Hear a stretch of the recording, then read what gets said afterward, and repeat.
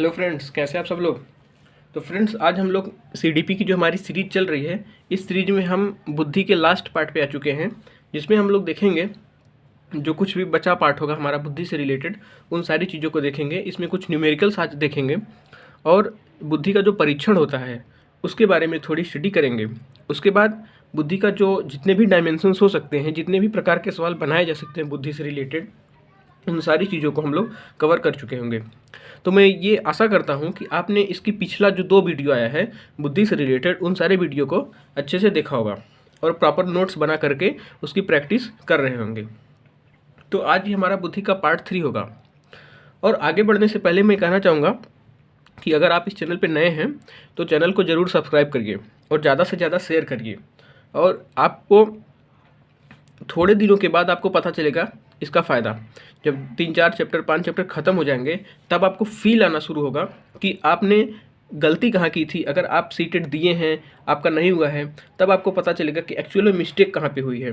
तो वीडियो को बस इसी तरह से फॉलो करते रहिए और आपको काफ़ी फ़ायदा होने वाला है। तो शुरू करते हैं आज का वीडियो। लास्ट पार्ट में हमने देखा था कि जो टर्मैन ने बुद्धि का एक फार्मूला दिया था, एक बार मैं फिर से उसको रिवाइज कर दे रहा हूँ कि टर्मैन ने 1916 में एक फार्मूला दिया था बुद्धि लब्धि आईक्यू निकालने का, जिसमें उन्होंने बताया था कि मानसिक आयु बटे वास्तविक आयु जो होती है उसका रेशियो इंटू 100। तो मानसिक आयु बटे वास्तविक आयु इंटू 100 ये जो फार्मूला होता है इसी से निकाला जाता है बुद्धि लब्धि। तो जो छोटे जैसे यूपी टेट का एग्ज़ाम होता है या सीटेट में कई बार भी इससे सवाल पूछे गए हैं, या अगर आप सुपर टेट की तैयारी कर रहे हैं तो उसमें भी इस सवाल के पूछे जाने की प्रोबेबिलिटी अधिक है कि इस पर न्यूमेरिकल बना करके सवाल बनाए जा सकते हैं। अब जैसे हम 2-3 क्वेश्चन की प्रैक्टिस करेंगे। अब इसमें हमारा जैसे पहला सवाल है कि एक बालक की वास्तविक आयु दे रखा है कितना, वास्तविक आयु दे रखा है बालक की 12 वर्ष। उसके बाद इस बालक की मानसिक आयु दे रखा है 15 वर्ष। अब हमें निकालना है कि बुद्धि लब्धि उस बालक की कितनी होगी। तो जैसा कि हम जानते हैं कि वास्तविक आयु 12 साल दे रखा है, ये 12 साल दे रखा है, और मानसिक आयु कितना दे रखा है 15 साल, और उसकी हमें निकालना है आईक्यू। अब हम जानते हैं कि आईक्यू जो होता है हमारा वो होता है फार्मूला का मानसिक आयु कितना है 15 बटे वास्तविक आयु कितनी दे रखी है 12 इंटू क्या करेंगे 100 करेंगे। तो इसको सॉल्व करेंगे तो हमें क्या मिल जाएगा, उस बालक की आईक्यू कितनी है। इसको थोड़ा सा अगर सिंप्लीफाई करें, अगर मैं इसको 4 से कैंसिल आउट करता हूँ तो 4 3 12 और ये हो जाएगा 4 2 8 4 5 20, और 3 से अगेन इसको सिंप्लीफाई करेंगे 3 एकम 3 3 5 15, तो 25 पंचम 125। इस बालक की बुद्धि लब्धि जो होगी कितनी हो जाएगी 125 आ जाएगी। तो इस तरह से बुद्धि लब्धि को निकाल सकते हैं आप। इस पर कई बार न्यूमेरिकल पूछे गए हैं, सीटेट में भी और यूपी टेट में भी, प्राइमरी और जूनियर दोनों में। तो इस चीज़ को बहुत ध्यान से सॉल्व करना है कि मानसिक आयु ऊपर होता है और वास्तविक आयु नीचे। मानसिक आयु और वास्तविक आयु का रेशियो होता है 100 से मल्टीप्लाई करके। अब सेम इसी पैटर्न पे है दूसरा सवाल। दूसरा है कि 5 वर्ष के मोहन की वास्तविक आयु कितनी है 8 साल। अब मानसिक आयु तो हमारे पास दे रखा है 8 साल, लेकिन अब ये मोहन कितने साल का है 5 साल का। इसका मतलब ये है कि इसकी वास्तविक आयु कितनी है 5 साल और मानसिक आयु दे रखा है 8 साल। अब हमें इसका निकालना है आईक्यू।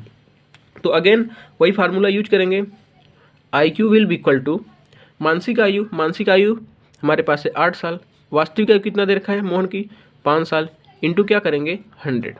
अब इसको सिंप्लीफाई कर लेंगे, 5 एकम 5, 5 से इसको जब डिवाइड करेंगे तो 20 टाइम्स जाएगा, तो ये कितना हो जाएगा 160।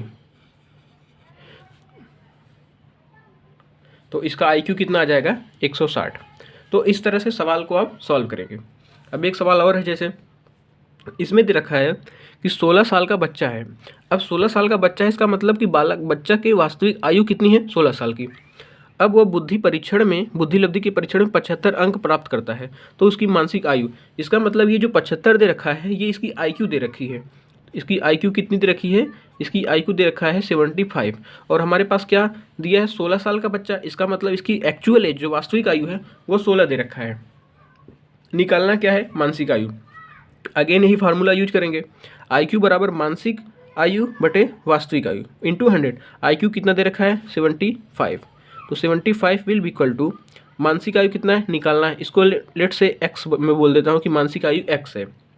तो वास्तविक आयु कितना है 16 इंटू 100। अब इसको सिंप्लीफाई कर लेंगे, ये 16 इधर डिवाइड कर रहा है, इधर मल्टीप्लाई करेगा तो 75 इंटू 16।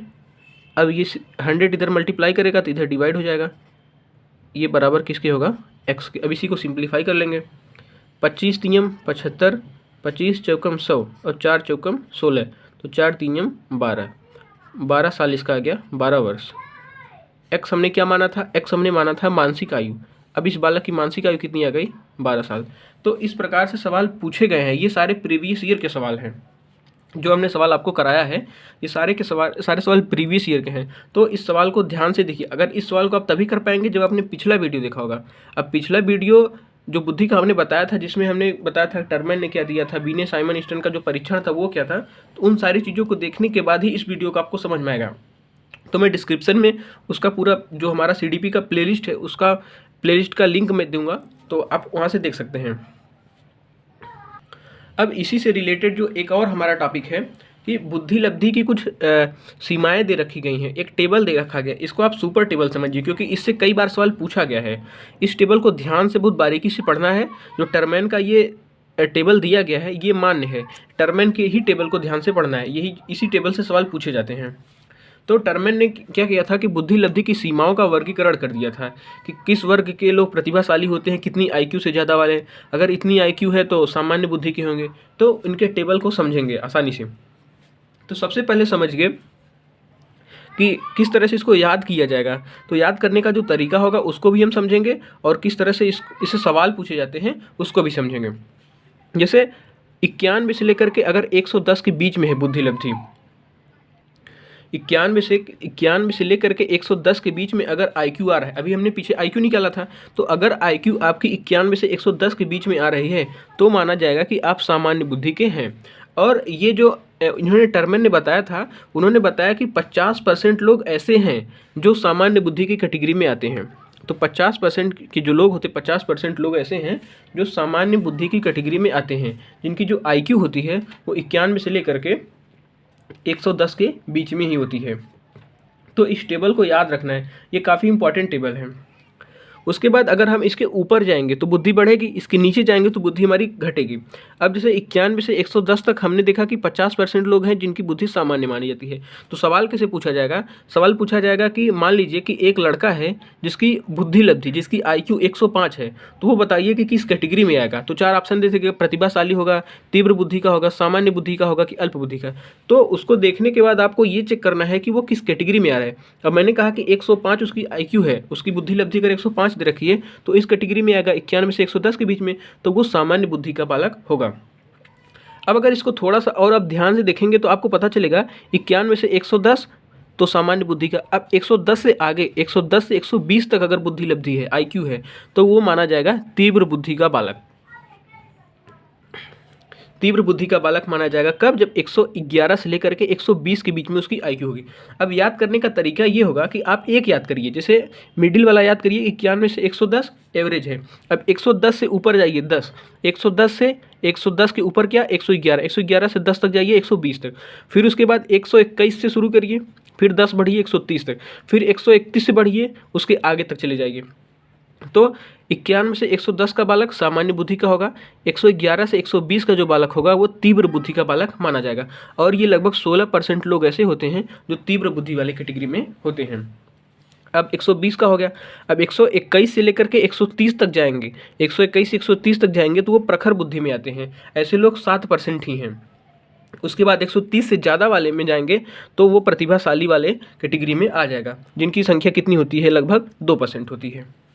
अब ठीक उसी प्रकार से नीचे आएंगे, हमने क्या देखा कि 91 से 110 तक 50% लोग थे सामान्य बुद्धि।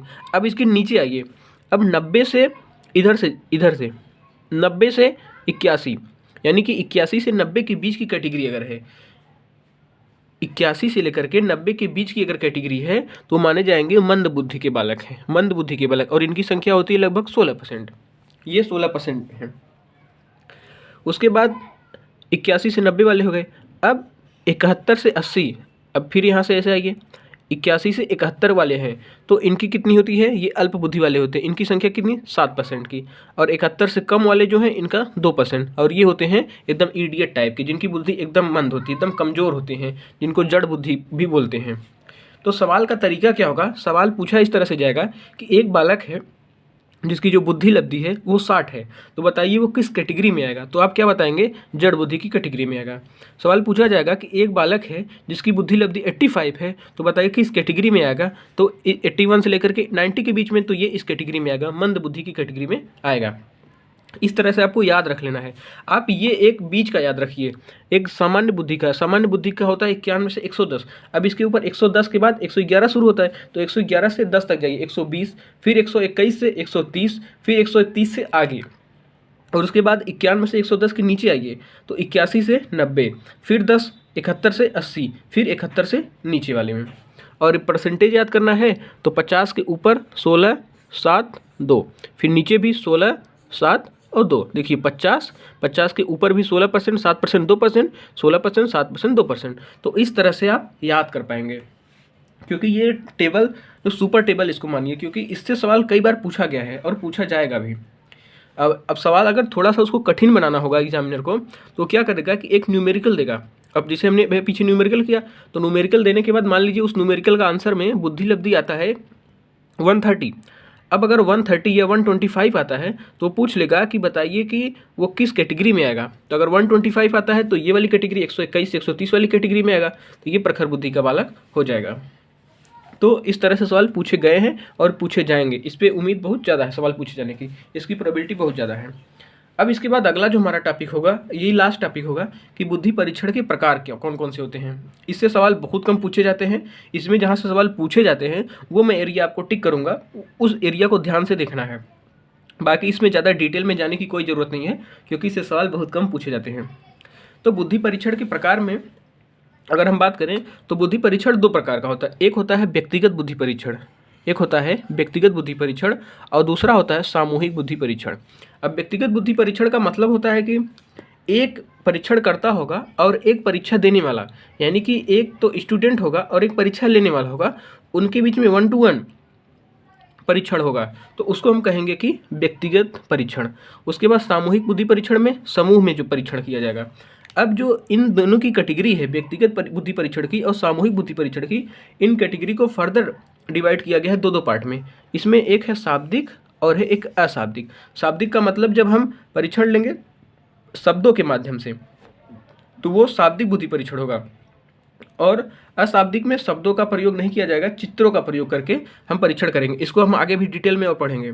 तो अभी के लिए आप क्या याद रखना है कि बुद्धि का जो परीक्षण होता है उसको 2 पार्ट में डिवाइड किया जा सकता है, पहला व्यक्तिगत बुद्धि परीक्षण और सामूहिक बुद्धि परीक्षण। अगेन फर्दर इसको व्यक्तिगत बुद्धि परीक्षण को 2 पार्ट में, शाब्दिक और अशाब्दिक, और सामूहिक बुद्धि परीक्षण को भी शाब्दिक और अशाब्दिक में डिवाइड किया जा सकता है। अब इसको थोड़ा सा और इसका डिटेल देख लेते हैं। अब जैसे हमारा है कि व्यक्तिगत बुद्धि परीक्षण क्या होता है, अभी हमने कैटेगरी देख लिया कि किस तरह से डिवाइड कर सकते हैं उसको। तो बुद्धि परीक्षण जो होता है, व्यक्तिगत बुद्धि परीक्षण, इसमें क्या होता है कि जो परीक्षण करता होता है, यानी जो परीक्षा लेने वाला होता है, वो परीक्षार्थी से एक बार में केवल एक ही व्यक्ति के सामने परीक्षण समस्या को रखता है, यानी कि 1 to 1 होता है। एक परीक्षण करता होगा और एक परीक्षार्थी होगा, उन दोनों के बीच में संवाद होगा। परीक्षण करता परीक्षार्थी के सामने समस्या को रखेगा, और जो परीक्षार्थी होगा वो उसको आंसर करेगा। इसमें जो परीक्षण करता होता है, जो परीक्षा लेने वाला होता है, उसके अंदर कुशलता होनी चाहिए परीक्षा लेने की। तो यही होता है व्यक्तिगत बुद्धि परीक्षण, कि एक बार में केवल एक ही व्यक्ति के सामने परीक्षण समस्या को रखा जाएगा, तो वो व्यक्तिगत होगा, इंडिविजुअल। नाम से ही पता चल रहा है इंडिविजुअल, यानी कि 1 to 1 होगा इसमें। अब इसका यूज कहाँ पे किया जाता है व्यक्तिगत बुद्धि परीक्षण का? इसका यूज किया जाता है कि जो पिछड़े बालक होते हैं उनका पता करने के लिए, जो मंद बुद्धि के बालक होते हैं, ताकि हमें पता चल सके कि किस कैटेगरी में ये बालक आते हैं, ताकि उस तरह के स्कीम्स, उस तरह की प्लानिंग हो सके, ताकि इनकी कमियों को दूर किया जा सके। तो इसलिए इस परीक्षण को किया जाता है, मानसिक निदान के लिए, बौद्धिक विकास के लिए। हालांकि इससे सवाल तो पूछे नहीं जाते, सवाल जो पूछने का मटेरियल है वो ये वाला है, पूछ देगा कि बीने साइमन जो बुद्धि परीक्षण है वह किस टाइप का परीक्षण है, तो व्यक्तिगत बुद्धि का परीक्षण। तो इस यहाँ से सवाल पूछे जाते हैं, तो इस चीज़ को हम ध्यान रखेंगे। बाकी ये थोड़ी सी अंडरस्टैंडिंग के लिए है, इससे सवाल पूछे भी नहीं गए हैं। तो अब व्यक्तिगत बुद्धि परीक्षण में कौन कौन सा परीक्षण आता है, तो ये इंपॉर्टेंट है, इस चीज़ को आपको थोड़ा सा 1-2 बार पढ़ लेना है। कि सवाल यहीं से पूछे जाएंगे अगर पूछा जाएगा बुद्धि परीक्षण में। तो व्यक्तिगत बुद्धि परीक्षण में कौन कौन क्या क्या आता है? बीने साइमन का जो परीक्षण था वो आता है व्यक्तिगत बुद्धि परीक्षण में। स्टैनफोर्ड टर्मन का जो बुद्धि परीक्षण था वो भी इस कैटेगरी में आता है। भारतीय बुद्धि परीक्षण था, इसमें भी ये भी इसी कैटेगरी में आता है। और डेविड वेस्लर ने बुद्धि जो परीक्षण दिया था वो भी इस कैटेगरी में आता है, व्यक्तिगत बुद्धि परीक्षण। अब इन सभी परीक्षणों को हमें अलग से डिटेल में नहीं पढ़ना है, ये हमारे किसी काम का नहीं है। सिर्फ और सिर्फ हमें इतना याद रखना है कि बीने साइमन का जो बुद्धि परीक्षण है वो किस कैटेगरी में आता है। सवाल आपसे पूछा जाएगा कि बीने साइमन का बुद्धि परीक्षण किस कैटेगरी में आता है, व्यक्तिगत बुद्धि परीक्षण में कि सामूहिक बुद्धि परीक्षण में? तो आंसर होगा व्यक्तिगत बुद्धि परीक्षण में। तो इन चारों को आपको ध्यान से पढ़ लेना है, याद कर लेना है। बीने साइमन, स्टैनफोर्ड टर्मन, भारतीय बुद्धि परीक्षण और डेविड वेस्लर, ये व्यक्तिगत बुद्धि परीक्षण की कैटेगरी में आते हैं। तो आई होप कि ये आपको समझ आ गया होगा। अगर इसमें बहुत कुछ आपको पढ़ना नहीं है, सिर्फ और सिर्फ इस चीज़ को ध्यान रख लेना है, एक बार अंडरस्टैंडिंग बन जाए बस हो जाएगा। और इसी से सवाल पूछे भी गए हैं और इसी से सवाल पूछे भी जाएंगे। अगला है हमारा सामूहिक बुद्धि परीक्षण। सामूहिक बुद्धि परीक्षण का जो कंसेप्ट था वो आया था वर्ल्ड वार सेकेंड के टाइम पे। जब वर्ल्ड वार सेकेंड चल रहा था, द्वितीय विश्व युद्ध चल रहा था, तो उस समय ये आया था सामूहिक बुद्धि परीक्षण का कंसेप्ट। उस समय ज़रूरत थी कि सेना में सैनिकों की अधिक से अधिक भर्ती की जाए, तो सैनिकों की अधिक से अधिक भर्ती करने के लिए ही ये सामूहिक बुद्धि परीक्षण लाया था। तो सामूहिक बुद्धि परीक्षण का प्रारंभ कब हुआ था? अगर पूछा जाएगा कि सामूहिक बुद्धि परीक्षण का प्रारंभ कब हुआ था, तो सामूहिक बुद्धि परीक्षण का प्रारंभ हुआ था द्वितीय विश्व युद्ध जब हो रहा था 1939 से लेकर के 939 से 1945 के बीच में सेकेंड वर्ल्ड वार चला था। तो उसी समय ये सामूहिक बुद्धि परीक्षण का कंसेप्ट आया था। तो समूह में जब सैनिकों की संख्या भर्ती करनी थी तो इसीलिए इस कंसेप्ट की ज़रूरत पड़ी और इस कंसेप्ट को तभी से अस्तित्व में लाया गया। तो ये दो प्रकार का होता है। सामूहिक बुद्धि परीक्षण में दो चीज़ें होती हैं, एक आर्मी अल्फा परीक्षण होता है और एक आर्मी बीटा परीक्षण। यहाँ से कभी कभी सवाल पूछा जाता है कि आर्मी अल्फा परीक्षण और आर्मी बीटा परीक्षण।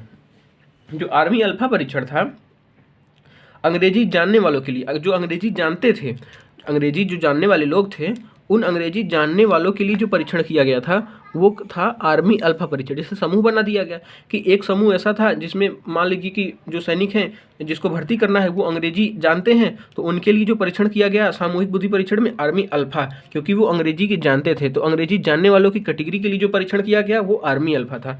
जो अंग्रेजी न जानने वाले लोग थे, अब उसमें तो बहुत सारे ऐसे लोग होंगे जिनको अंग्रेजी नहीं आती होगी, तो उनके लिए एक अलग परीक्षण किया गया था जिसको कहा गया आर्मी बीटा परीक्षण। तो इस चीज़ को याद रखना है। बस सामूहिक बुद्धि परीक्षण में क्या याद रखना है कि सामूहिक बुद्धि परीक्षण में समूह में बुद्धि का परीक्षण किया जाता है, समूह में बुद्धि का परीक्षण किया जाता है। और प्रारंभ इसका कब हुआ था? वर्ल्ड वार सेकेंड के टाइम पे। अब क्यों हुआ था कि सेना में सैनिकों की संख्या में अधिक से अधिक भर्ती करनी थी, इसलिए ये कंसेप्ट लाया गया था। इसमें दो चीज़ें हैं, एक आर्मी अल्फा और एक आर्मी बीटा। आर्मी अल्फा परीक्षण किसके लिए था? जो अंग्रेजी जानने वाले लोग थे, जो अंग्रेजी जानने वालों का परीक्षण अगर करना था तो उनके लिए एक परीक्षण हुआ था आर्मी अल्फा। जो अंग्रेजी नहीं जानते थे उनके लिए जो परीक्षण किया गया था वो था आर्मी बीटा। तो इस चीज़ को ध्यान रखना है। तो अब सामूहिक बुद्धि परीक्षण में कौन कौन सा परीक्षण आता है? अभी हमने जिसे पीछे पढ़ा था कि जो हमारा व्यक्तिगत बुद्धि परीक्षण है उसमें बीने साइमन आता है, स्टैनफोर्ड टर्मन आता है, भारतीय बुद्धि का परीक्षण, डेविड वेस्लर का परीक्षण। तो उस चीज़ को हमने व्यक्तिगत बुद्धि परीक्षण में, तो सामूहिक बुद्धि परीक्षण में इस तरह का परीक्षण भी किया गया था। इसमें है कि जलोटा बुद्धि परीक्षण जो था वो सामूहिक बुद्धि परीक्षण था। टंडन बुद्धि का परीक्षण किस प्रकार का परीक्षण था? तो वो सामूहिक बुद्धि परीक्षण था। मेहता बुद्धि परीक्षण किस प्रकार का परीक्षण था? तो वो सामूहिक बुद्धि परीक्षण था। तो सवाल इसी तरह से पूछा जाएगा कि जलोटा बुद्धि परीक्षण किस प्रकार का बुद्धि परीक्षण था? तो आपको ऑप्शन दे सकता है कि सामूहिक बुद्धि परीक्षण या व्यक्तिगत बुद्धि परीक्षण या दोनों में था या कोई में भी नहीं था। तो आपको इस तीनों चीज़ों को याद रखना है कि जलोटा बुद्धि परीक्षण, टंडन और मेहता। अब उसके बाद इसको हमने जो फर्दर कैटेगरी में डिवाइड किया था, एक शाब्दिक बुद्धि परीक्षण और एक अशाब्दिक बुद्धि परीक्षण। ये नाम से पता चल रहा है और ये काफ़ी ईजी भी है। शाब्दिक बुद्धि परीक्षण में क्या होता है कि जो परीक्षण करता होता है, यानी जो परीक्षा लेने वाला होता है, वो परीक्षार्थी के सामने समस्याओं को शब्दों के माध्यम से या भाषा के रूप में प्रस्तुत करता है। और जो परीक्षार्थी होता है वो आंसर भी उसी मोड में देता है, जिस मोड में उससे सवाल पूछा जाता है उसी मोड में वह आंसर भी देता है। तो इसको कहा जाता है कि शाब्दिक बुद्धि परीक्षण। अगला है हमारा, अब इस शाब्दिक बुद्धि जो परीक्षण होता है उसको पेपर पेंसिल टेस्ट भी कहा जाता है।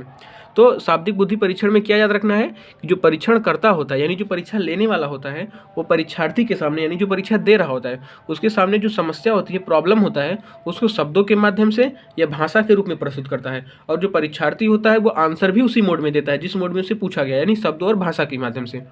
और तब इसको क्यों कहा जाएगा पेपर पेंसिल टेस्ट? क्योंकि इसमें शब्द और भाषा का यूज हो रहा है। तो इसको कहा जाता है पेपर पेंसिल टेस्ट। ये भी कई बार पूछा गया है कि पेपर पेंसिल टेस्ट यानी पीपीटी किस प्रकार का परीक्षण है, तो वो शाब्दिक बुद्धि परीक्षण में आएगा। हमने सिर्फ उसी चीज़ों को अपने लेक्चर में समाहित किया है जिससे सवाल पूछे जाने की प्रबल संभावना है, या फिर जिससे सवाल पूछे गए हैं, जिससे सवाल बनाए जाने की प्रोबेबिलिटी ज़्यादा से ज़्यादा है। तो बस अगर आप नोट्स प्रॉपर बना रहे हैं तो आपके लिए ये मोर देन सफिशिएंट होगा अच्छे मार्क्स गेन करने के लिए। तो ज़्यादा इधर उधर करने की ज़रूरत नहीं होगी और लगातार नोट्स बनाते चलिए, क्योंकि एग्जाम का जब टाइम आएगा तो उसमें सबसे ज़्यादा जो काम आएगा वो नोट्स ही होगा आपका, जो आपकी मदद करेगा। अगला जो बुद्धि परीक्षण है वो अशाब्दिक बुद्धि परीक्षण। अशाब्दिक बुद्धि परीक्षण क्या होता है? अशाब्दिक बुद्धि परीक्षण में जो परीक्षण करता होता है परीक्षार्थी के सामने संकेतों और चित्रों के माध्यम से प्रस्तुत करता है। इस चीज़ को याद रखना है, अशाब्दिक है तो संकेत का प्रयोग किया जाएगा और चित्र के माध्यम से परीक्षार्थी के सामने प्रश्न को प्रस्तुत करेगा, और परीक्षार्थी जो होगा उसी माध्यम में क्या करेगा, आंसर भी देगा। तो बुद्धि परीक्षण या बुद्धि से रिलेटेड जो हमारा चैप्टर था, इसे जितने भी कंसेप्ट हो सकते थे, जितनी चीज़ें हम कर सकते थे मैक्सिमम टू मैक्सिमम, उन सारी चीज़ों को हमने अपने इस 3 वीडियो का जो हमारा सीरीज है इसमें हमने कवर किया है। अब इससे ज़्यादा अगर आप पढ़ रहे हैं तो वो आप पे ऊपर डिपेंड करता है, वो आपके किसी काम का भी नहीं होगा। वो इससे ज़्यादा पढ़ना मतलब मूर्खता ही होगी। तो हमें सिर्फ उसी चीज़ को पढ़ना है जो हमारे एग्जाम के पॉइंट ऑफ व्यू से इंपॉर्टेंट, जिससे सवाल बनते हैं, जो हमारे परीक्षा में अगर आए तो वो हम कर पाएँ। तो बुद्धि से जितने भी रिलेटेड हो सकते थे, जितने भी कंसेप्ट हो सकते थे, सारे कंसेप्ट को हमने बहुत अच्छे से बारीकी से कवर किया है। अब आपका काम है कि इससे जितने भी प्रीवियस ईयर के क्वेश्चन आए हैं, हालांकि मैं प्रीवियस ईयर के क्वेश्चन अगेन सॉल्व कराऊंगा, लेकिन अभी के लिए आप प्रीवियस ईयर का अगर आपके पास पेपर है तो उसको देखिए और सॉल्व करिए, और गारंटी है कि आपसे सारे सवाल बन जाएंगे। तो आज की वीडियो में बस इतना ही, और लास्ट में मैं कहूँगा कि ज़्यादा से ज़्यादा चैनल को शेयर करिए, सब्सक्राइब करिए और कमेंट जरूर करिए। कमेंट के माध्यम से पता चलेगा कि आपके ओपिनियन क्या है इस वीडियो को लेकर के। तो ज़्यादा से ज़्यादा कमेंट भी करिए और चैनल को ज़्यादा से ज़्यादा शेयर करिए, सब्सक्राइब करवाइए। धन्यवाद दोस्तों।